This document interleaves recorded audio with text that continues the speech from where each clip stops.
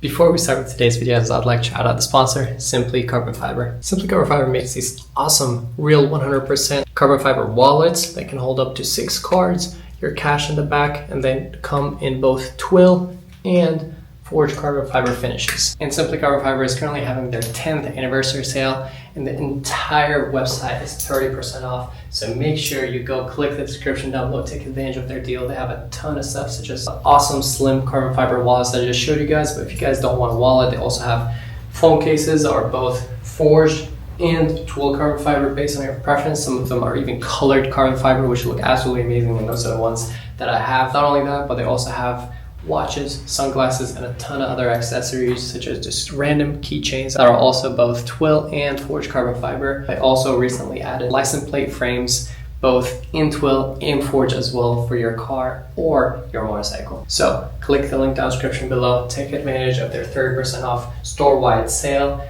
and treat yourself some real 100% carbon fiber products. And now back to the video.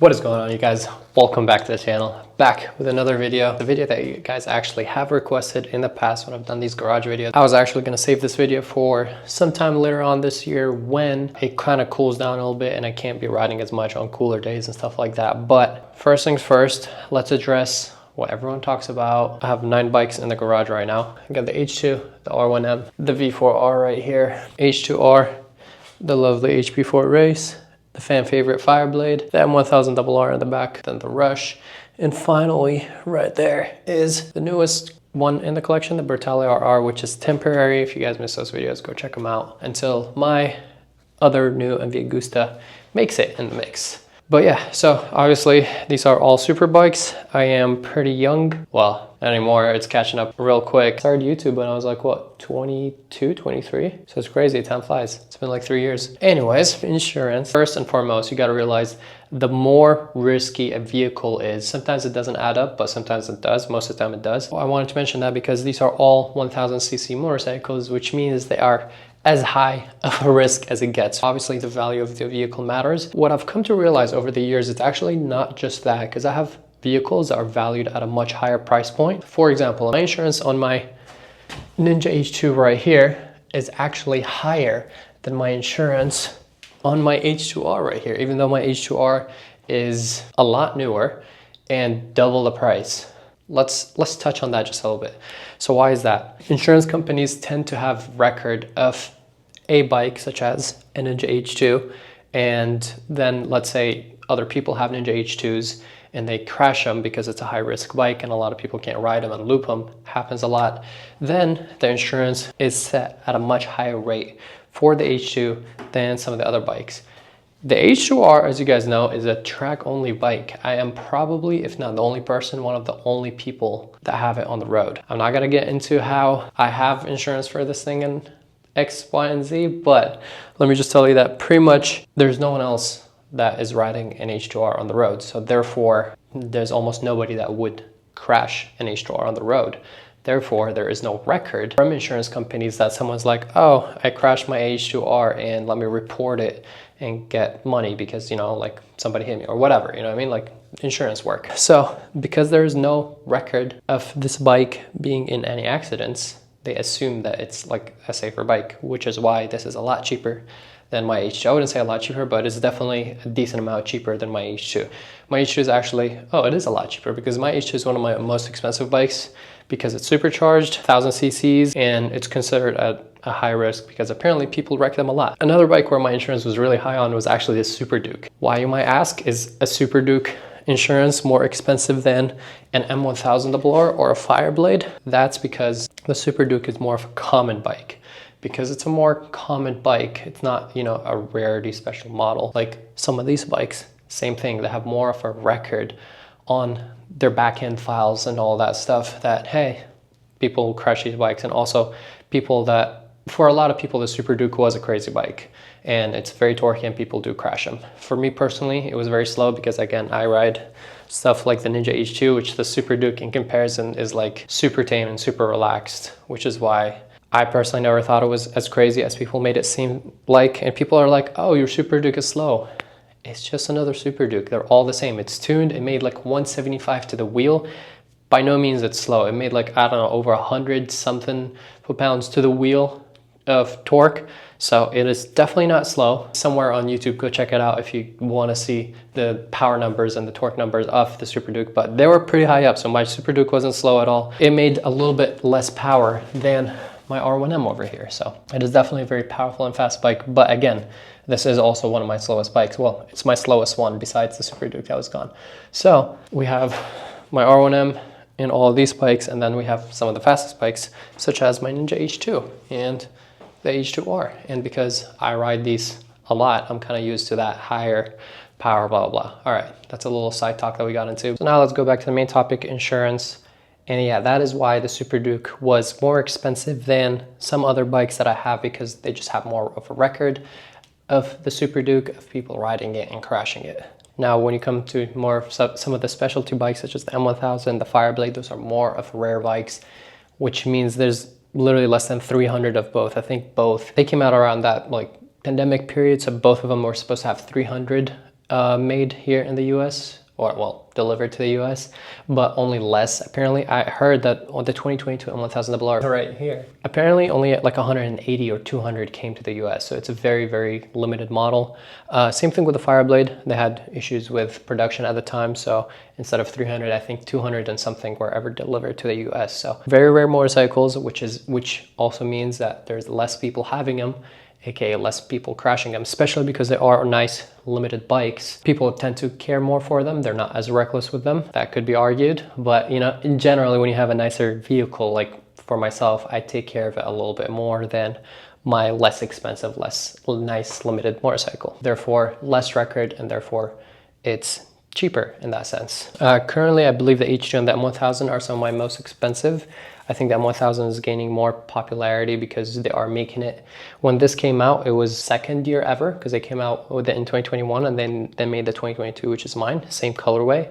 And now they have the 2023, so it's getting more and more popular. And I think because more people have them, maybe there's more. Oh, I just realized why the M1000 went up, because when I met in the start of the video and I was dealing with my insurance today, that means my insurance personally, I do it on a yearly basis.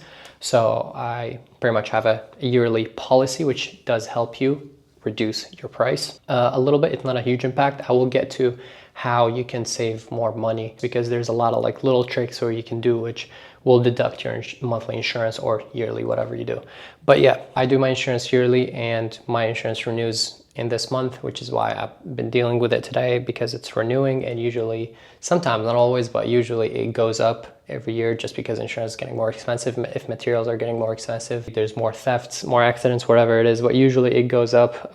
This year it went up a decent amount. I'll tell you guys a rough number of what I pay for my motorcycles, and that is about an average of $100 per motorcycle. It's not too bad, but when you have, you know, 8, sometimes 9, 10 motorcycles, that does add up. Big thing that affects your insurance rate obviously is accidents, speeding tickets, all that. The more points you have, the higher your insurance is going to be. So usually that goes away though within, I think, 2 or 3 years. I believe it's 3 years where it stays on your record if you get into an accident, and then it goes away over time. Of course, if it's an accident that is deemed as your fault. If it's not your fault, such as like, I don't know, somebody like hit you, or I think there's another thing, like for example, if your motorcycle dropped from the back of your truck, that's considered as a natural cause type of thing, not directly your fault. So usually that doesn't raise your insurance higher. But if it's an accident that is your fault, if you get a speeding ticket, stuff like that, that will raise your insurance higher. And yeah, be careful of that, because it'll affect it majorly. Like I know some people that are paying $500-600 a month on one motorcycle because their insurance is horrible and they've had their license suspended and stuff like that. And yeah, if you have a horrible record, then obviously insurance is going to be really expensive, and you're probably better off getting like liability or something where it doesn't cover you much. Yeah, you're not protected, but like it's a risk that you're willing to take if you can't afford to pay super high insurance.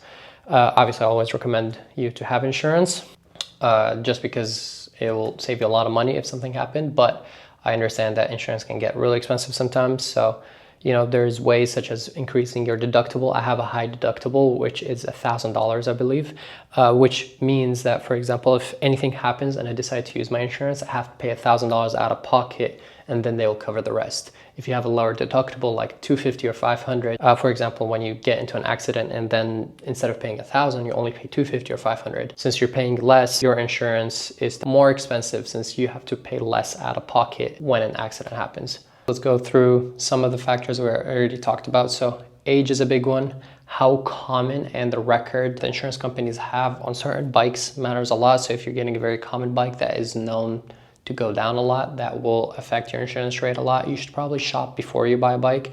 I don't do that anymore. I used to, but now I just buy the bike because I want the bike, and I'm like, hopefully insurance isn't too bad. Sometimes I'm like, whoa, like the KTM, and sometimes I'm like, whoa, that's it, such as the H2R. So different expectations for every bike, because usually I base it on the value of the bike, but I learned that it's not just the value of the bike, but also all the stats, numbers, also how dangerous the motorcycle is, such as, you know, later bikes, faster bikes are usually higher risk, which is more money and more dangerous. Your record history, let's say you get a ticket or something like that, it's always worth it to fight it through court, hire lawyers, whatever it is. Yes, that does cost money. Sometimes you win, sometimes you lose.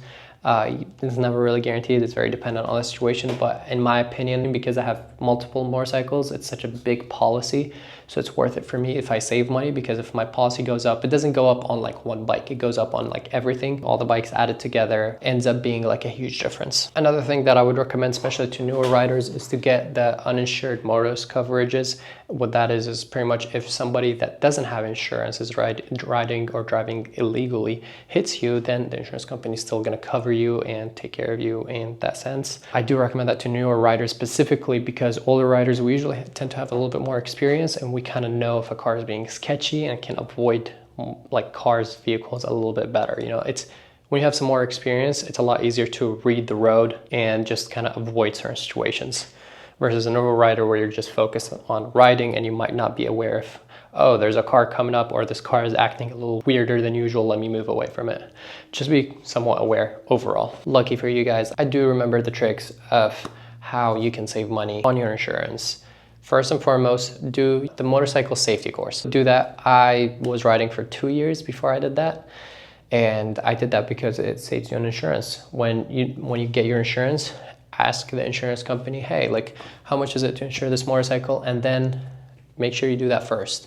So tell them like what's the price, and then after you ask them what the price is, be like, oh, by the way, I have my motorcycle safety course license. When you do that course, I think it's a span of 2 days, sometimes even one like a really long day, or sometimes over a whole weekend, but usually do that course within those few days. Then you give it to your insurance, which will reduce your insurance. Another big thing, especially for me, is having a multi-vehicle policy. So because I have 8-9 vehicles on the same policy, I get a huge multi-vehicle discount. It helps me a lot for sure. Because if I didn't get that multi-vehicle discount, it would be really expensive. But also the multi-vehicle discount does make a lot of sense, because how they think about it is that like they will ask you like how many miles do you ride each bike. And since I have so many different vehicles, then I'm obviously riding each one less. I'm not, let's say if I have 2 vehicles, I'll probably put like 5,000 miles on each bike in a year. But let's say if I have 10, then I'm only putting like 1,000 on each. So it kind of evens out in that sense. But that is why you will get a pretty good discount if you have multiple vehicles on the policy. What I would think about, but not really recommend, is, let's say ideal situation. You have good trusted friends. You guys don't do anything crazy. I mean, it's bikes, so anything could happen. But you know, they have clean records, and you have multiple bikes, and you'll have multiple bikes on the policy. And that way you will get that multi-vehicle discount. For me personally, obviously, as I said, that's very helpful. So that's why I'm like thinking of a way where you guys can do it if you don't have as many bikes. I think after 5 motorcycles, it stops being helpful. So after that, it's like no matter how many bikes I add, it's the same. So those are the main 2 discounts that I think the most helpful. There's another one that does help me out personally too, and that will take a little bit longer for you guys, but it's another thing to consider, is to pretty much have a long-term relationship with your current insurance. Yes, your insurance might go up, you might go shop around for something else, but most companies, and ask about that too, will provide you, if you're a loyal customer, they'll give you a good discount on that. So let's say your insurance went up a little bit and you found this other company that is slightly cheaper. Make sure you ask either your insurance company or the other company if they have like a loyalty discount after a certain amount, because let's say you had to wait 1 more year and you can save money. That's another big discount that helped me out. And that's how you can save some more money on your insurance. Okay, so let's do a quick recap of what we've covered so far. You have your age, you have your driving record, you have how the risk factor of each motorcycle that you have, not only by their engine size, but also by how the data log of these insurance companies and how often do these motorcycles get crashed. And finally, we have how you can save using special discount codes for your insurance companies. This is also mainly based in the US. So if you're somewhere else, obviously it may vary, but that's how it is in the US currently.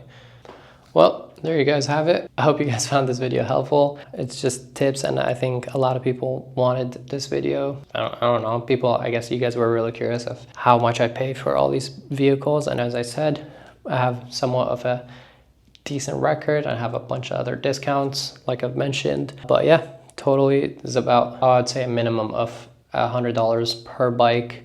I'll just say an average of $100 per bike. One last thing that I forgot to mention also is that I've noticed that the year of the motorcycle does vary a little bit. It's another aspect of it. Newer bikes usually tend to have a higher insurance than older bikes. But at the same time, I think that's because of the value, because newer bikes usually have higher value than older bikes. So it's a little kind of confusing when it comes to that, because I have vehicles such as the H2, which are more expensive, but as I described, I think I know why. And then I have vehicles such as the H2R, which is still somewhat new, or like the Rush, which is still somewhat new and all that. And it's, even though it's like a very expensive motorcycle, it's not as expensive as I would expect. I'll end the video by telling you guys which one is my most expensive insurance and which one is the cheapest. My cheapest one is, as I've said, the H2R. My most expensive insurance is the M1000RR, and I believe that's just because it's a newer motorcycle. It's a 2022 model. It has it's a high risk motorcycle since it's a 1000cc motorcycle. It is German, which means parts are harder to come by, and also parts are more expensive to fix than some of the Japanese bikes, which is another thing you got to think about. But also, I believe because the new ones, the 2023 M1000RRs, with the whole issues that they have, if you guys haven't heard, that could have raised the price for the M1000RRs overall, because I don't remember it being as expensive as it is now that my policy has renewed.